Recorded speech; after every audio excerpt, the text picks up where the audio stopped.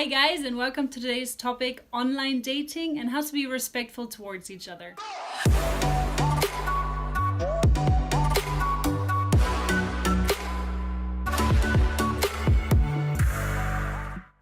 had a conversation with a friend the other day about online dating, which is why I decided to make this video. I felt like it was a really important topic for me to cover on here, because respect for each other needs to be considered in all aspects of communication.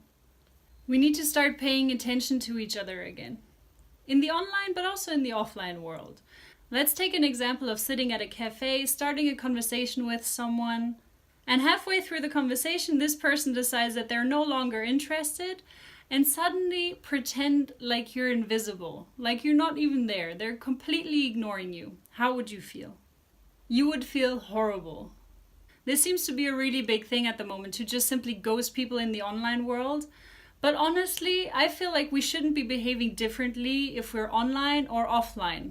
And I'm sure that most of the people that ghost others wouldn't even dare to do that in real life. So in this cafe scenario, the person that's being ghosted is probably going to come up to you and be like, "What the hell, dude? Why are you being like this?" In the online world, it's much easier to block someone or ignore them and just move on with your life. But the person that is suffering because you're ghosting them is still suffering in real life. So just because you don't feel the consequences doesn't mean you should be going around doing this to other people. Be respectful with each other when you're interacting online. Don't hide behind the anonymity that you're getting from the internet, and have some balls and talk about what you want, what you don't like, what you have an issue with. Just be honest, be real, be respectful, be kind. Don't be a jackass. Another aspect that I find really bothering in the online dating world is that people are multi-dating. They're not giving one person the time of day. If you're starting to get interested in someone and you're starting to feel a connection, break it off with the other people you're seeing. Unless that's what you want to do, have multiple relationships and have sex with tons of different people, fair enough, go ahead, have fun, but be honest about that as well. If your partner is looking for something else, be clear about your intentions. Don't fool around. But if you're really looking for a relationship, try looking back 20 years when people were meeting each other in a cafe or in a library and they just started talking and felt this connection that was happening. And then they just tried to make it work with this one person.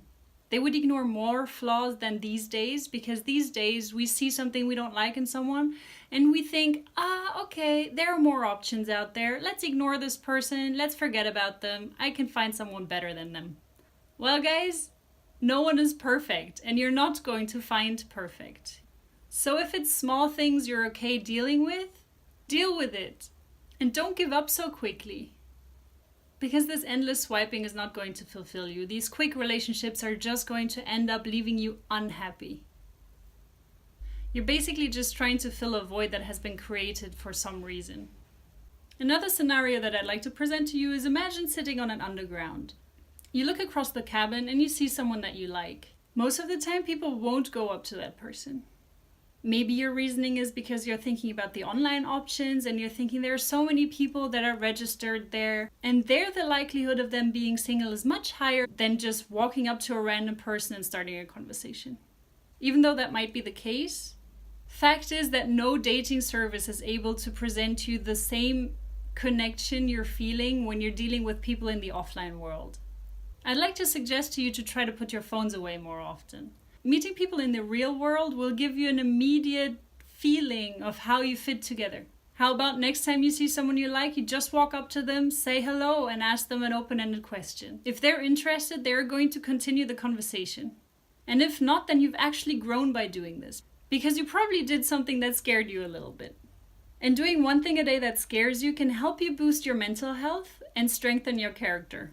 So even if they're not interested, you haven't lost anything. As hard as this sounds, but try to not take it personal when you're being rejected. Because most of the time, people are rejecting others because of them, not because of you. If you'd like to know more about my thoughts on online dating, I also put a link in the description box where I outline a few things that I find important when you're communicating online. That doesn't only concern dating apps, but even when you're talking to someone on eBay, for example, because you want to buy something from them, have the respect to talk to them like you would in real life, not like you're talking to Siri on your phone. I hope you enjoyed this video and that you might even consider meeting people the old-fashioned way. If you'd like to know more about a healthy and balanced lifestyle, follow me on Instagram, Facebook, and subscribe to my channel. Lots of love!